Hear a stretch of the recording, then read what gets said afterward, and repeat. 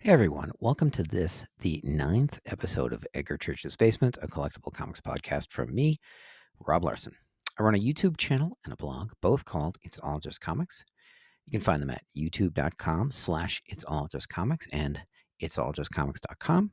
On those venues, I share research, auction reviews, previews, historical deep dives, pedigree analysis, etc. on a weekly basis. I talk about comics a lot. It's fun. This podcast is a companion to that work where I can talk about comics in a more freeform manner. A lot of times on the blog and YouTube channel, I'm doing a specific story or piece of research or auction or pedigree or whatever. And I wanted to do something where I could talk about things without actually having an answer sometimes. In the case of doing some research, I'm actually doing research live, which has been fun. There's been a couple of episodes of this podcast where I learned things during the recording, which was a lot of fun. So that's where we're at right now. This episode may be the most freeform one I've done so far because I have a bunch of topics that I want to cover.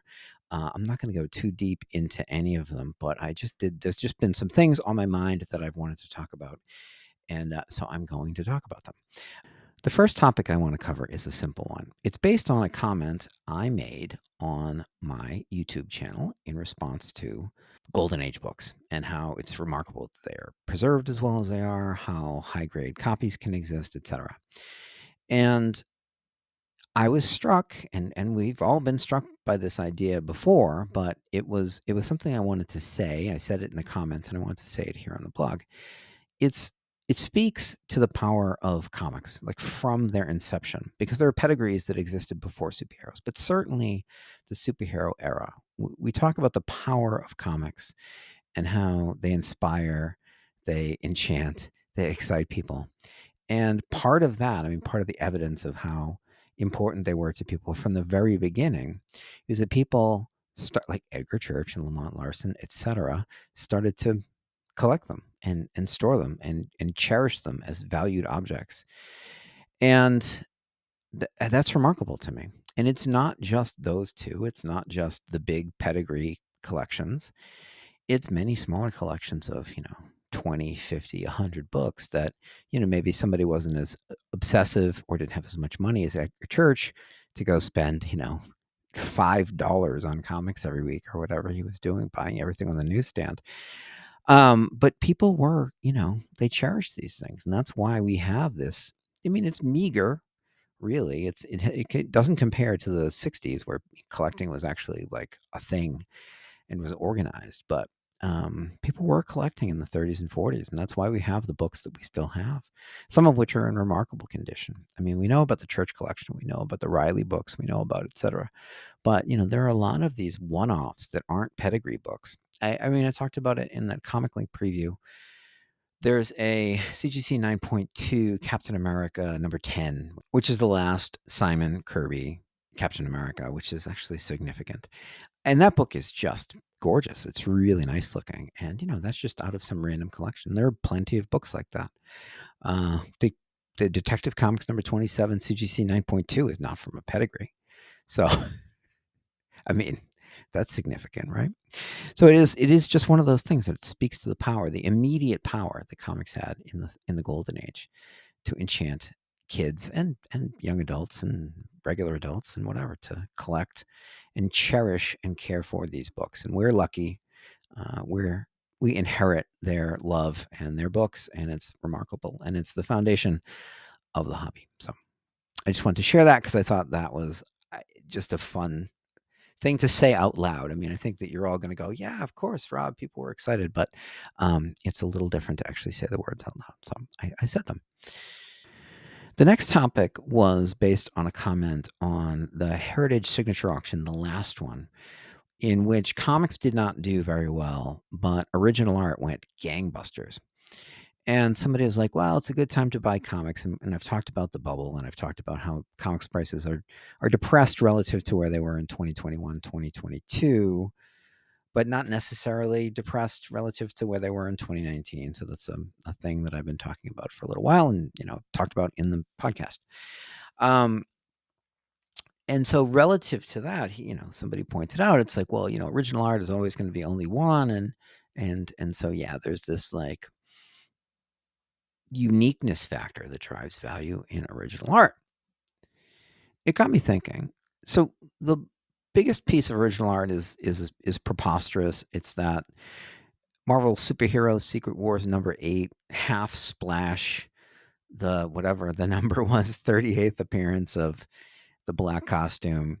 Very cool image, but like just I don't know. It sold for $3.2 million, which is very impressive, but is also very strange. So, but that's the record, right? For a piece of line art, for a piece of comic art, quote unquote comic art. The record for a comic book is obviously $6 million. I could name, 8 to 10 books that would sell for more than $6 million. In fact, the Kansas City copy of Action Comics #1 is probably not in the top 10 of the top 10 most valuable comic books in the world. I don't quite remember where I put it, but it's at the bottom of the top 10 if it is, but it might be outside the top 10. So we've got $3.2 million, which doesn't even seem real. I mean, it's sold and it's fine, and hopefully it's somebody's prized possession, but it's a crazy result. Other than that, you have a lot of $1 million results, including for like first Deadpool, like incredible. The first Hulk appearance, the first panel appearance of the Hulk from Hulk 180, sold for what seems like cheap money, a while ago. But you've had some actually historically significant pieces of art come up for sale, and they haven't just gone berserk. Now, I talk about it with comics all the time. There are things I don't know about, for sure. There are comic sales I can't talk about, but there are a lot of things that sell privately that I don't know about. There are a couple of examples that I can share, kind of, that illustrate what I'm talking about, right? So the Pristine Comics CGC 9.0 white page Action Comics #1 that sold for $3.2 million on eBay, of all places, actually traded hands several times, a couple of times. I don't quite remember off the top of my head, but it traded hands privately for over 7 figures. And that's a number I don't have. I don't have that recorded anywhere. I don't know what that number is. I just kind of mention it when I talk about that book. So there are plenty of results like that out there.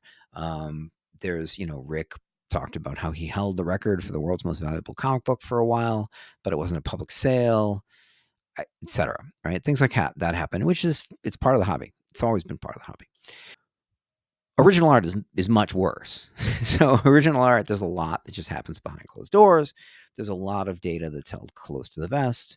Um, I hear about X, Y, and Z, but I'm not as close into the heart of the original art market as I am the heart of the comics market, the CGC graded comics market, especially. So I don't have quite as many connections, although people are good with information there. So, what is the record for a piece of original art? I don't know. I have no idea. I could speculate. But what's holding it back from a public sale, right? So why is there a gap between even the $3.2 million sale to $6 million for the fourth best Action Comics #1? First Deadpool in costume, in continuity. It's ridiculous, right? So what is the gap there, right? There's big money in original art, right? I mean, there's multiple McFarlane pages you could list that would sell for $1 million. Splashes, covers, whatever. Just pick them. And but why isn't there a $5 million sale? Why isn't there just like a mega bucks sale, right? Why does it cluster around $1 million? I don't know. I mean, I don't know. I'm just I'm just speculating because I thought it was interesting, because there is this uniqueness factor that allows something like a page from New Mutants 98, which is not that old. I was an adult when that came out, to sell for $1 million, right? That's incredible. And you're not going to find a comic from that era selling for $1 million. If one sells for $100,000, people lose their minds, right? So the uniqueness factor allows Jim Lee and Todd McFarlane and even, Jock and people, current people, right? To sell for a lot of money, which is great. I mean, I think it's great. But what's the missing piece? And again, there might be some $10 million sale out there, right? You know, cover to X-Men 137 or something like that, traded hands privately for $50 million or whatever. I'm just making that up, but there could be something like that. The cover to Fantastic Four 48 sold in Vail, Colorado, 5 years ago for $40 million in a Learjet or whatever. Like, I don't know. But I mean, public sales, where are the public sales? Why aren't they there? It doesn't make any sense to me, really, because we are talking about unique objects and we are talking about things that, at the end of the day, are incredibly culturally significant, right? Yeah, I don't know. That this is a topic. If you're on YouTube, please let me know what you think about this subject in the comments because it's interesting to me.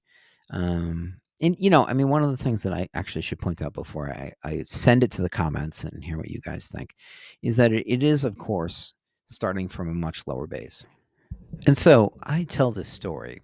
I was handed, literally just gifted a page of Daredevil original art from issue 84 by Gene Colan.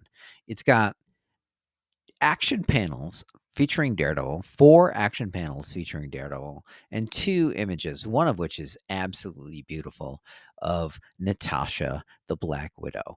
And so, like, this is actually an incredible panel page. It's really dynamic. It's from one of the best Daredevil artists of all time. It's from his kind of prime period doing Daredevil. Natasha's in it, right? Like it was amazing. And I was literally just handed this page. Somebody just gave it to me because it was at the time, this is like 1989 or something like that, 88. It was just seen as like not even worth selling. It wasn't something that this comic shop would sell because it was simply a panel page from, 1970s Daredevil by Gene Colan. And so like now we look at that and go, oh, that's a really prime Daredevil page. Like that's prime Daredevil. Like Colin is amazing. He's like one of the best artists from the Marvel Silver Age and Bronze Age. And he was great on Daredevil. And that would be an exciting page. And I was handed it for free because it was basically just useless. I ended up selling that for over $4,000 at Comic Connect a few years ago, and I was just handed it, And I have other examples of art from the late '80s that I got for pennies that I sold for a lot of money later on, and and so that's the foundation. At that point, we already had $100,000 comic books, and I had a panel page by one of the greatest artists of the Marvel Silver Age and really Marvel Bronze Age as well, that I was just handed because it was worthless, right? So that's the foundation of where original art started in the '80s and '90s. It just wasn't a thing, and we had visionaries. We had people who recognized that it was important. And I remember seeing, Bashara Malouf, who is still an incredible mover and shaker in the original art world, starting to buy pages, back then. I remember just thinking, wow, this stuff is really cool. I was an artist. I mean, still am, but I was an aspiring comic artist and seeing that stuff.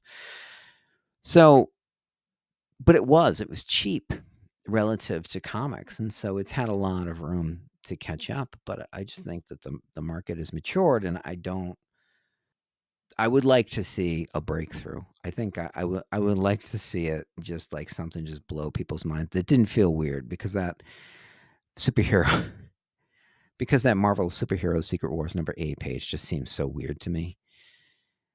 I don't know. So let me know what you think. Why is there a gap? Why haven't we seen a $2 million page at least, right? What would be a $2 million page? What would be a $5 million cover? I mean, I've heard some, speculation about this before, but why not do it again? Because speculation is fun. So let me know in the comments what you think. Thank you. The final topic I want to talk about was non-pedigree named collections. And these can be, things that get the actual label. They get, a notation of the collection. So the first one that we saw was Nick Cage from the collection of Nick Cage, and that was 20 plus years ago. Or even if they don't get on the label, if they're just like a page in an auction catalog or a couple of pages in an auction catalog or, a notation in Heritage or Comic Connect or whatever. And, I love pedigree collections. You all know this. You know that I love pedigree collections. I'm the keeper of the data for the church collection. I am now the keeper of the data for the Allentown collection. I have the original Lamont Larson list. Thank you very much. So that I'm going to try and put that one together in a digital format, which will be fun. So, I love pedigree collections, but the thing is, like, I'm a collector and I've talked to a lot of collectors and I like comic collectors. I do. I think they're cool, and I love what people collect, and I love their ideas about how they're going to put their collections together. And so, I was struck by how much fun, and I have a video on it, the Olympia collection is, which is that collection that has produced the third best Pep Comics number 22, CGC 7.0, which is coming up for auction at Heritage later this month. I have a video coming out about that auction, which is incredible. And there's actually an Olympia collection specialty auction also in October. So I'm going to cover that in a separate video as well. And so I was thinking about that, and I was thinking about, things like I always talk about Doug Schmelz, his incredible Marvel auction that he had at Heritage, which unearthed for the world to see and for the world to buy the second best collection I know of Marvel Silver Age books out there behind Tom Berlato. And, that was incredible. It was quite an event. It's quite exciting for people. Obviously, the aforementioned Nick Cage collection. I've done videos on Ruben Blades. The recent Ruben Blades auction was so much fun. That run of Catman he had was great, and he had plenty of other stuff. And, all of them went at things differently. Doug was his own expert. He knows, Marvel Silver Age as well as anybody, and, has been a mover and shaker in that world for a long time. So he knows where all the books are. He knows what the best copies are, etc.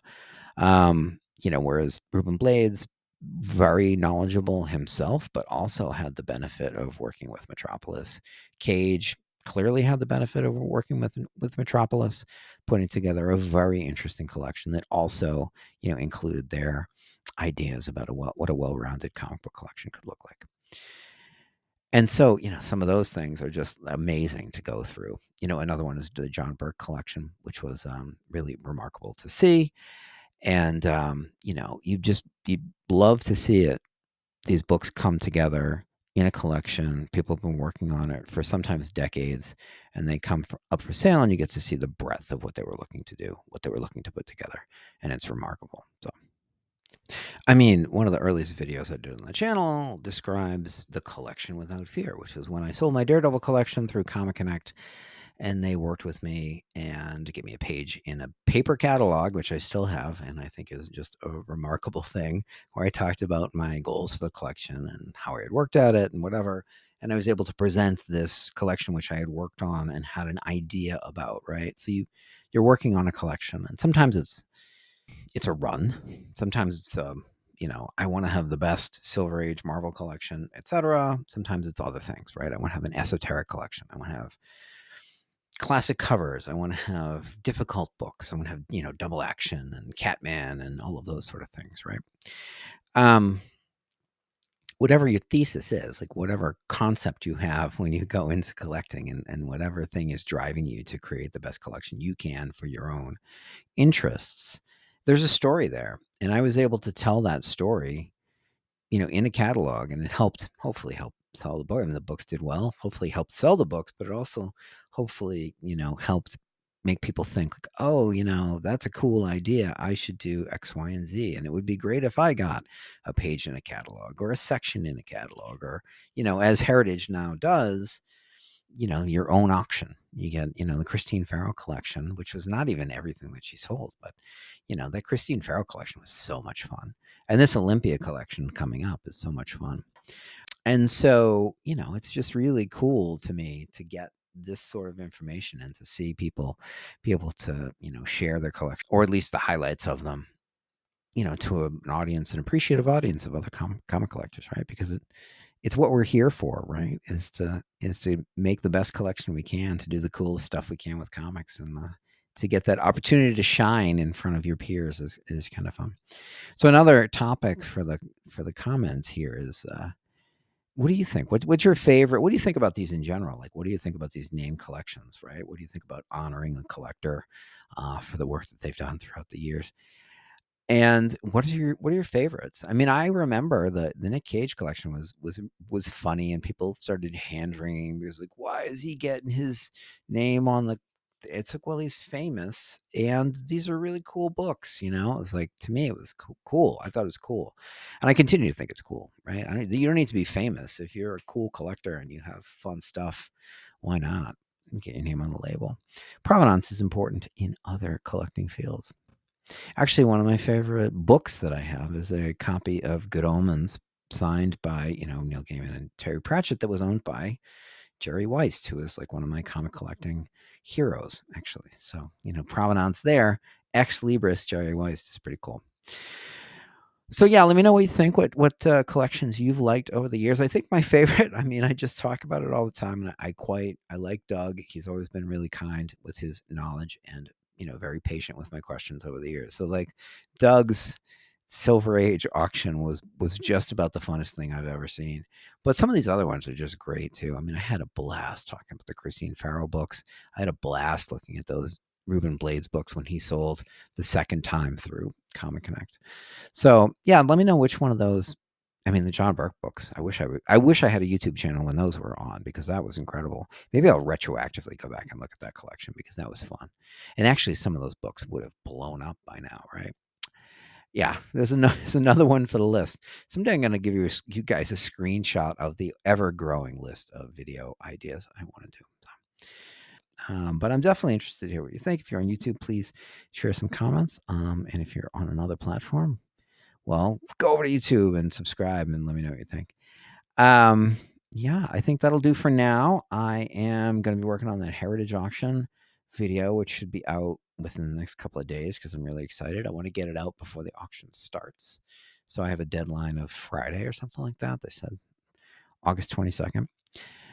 And yeah, so that'll do for now. And thank you. I will see you in the next one.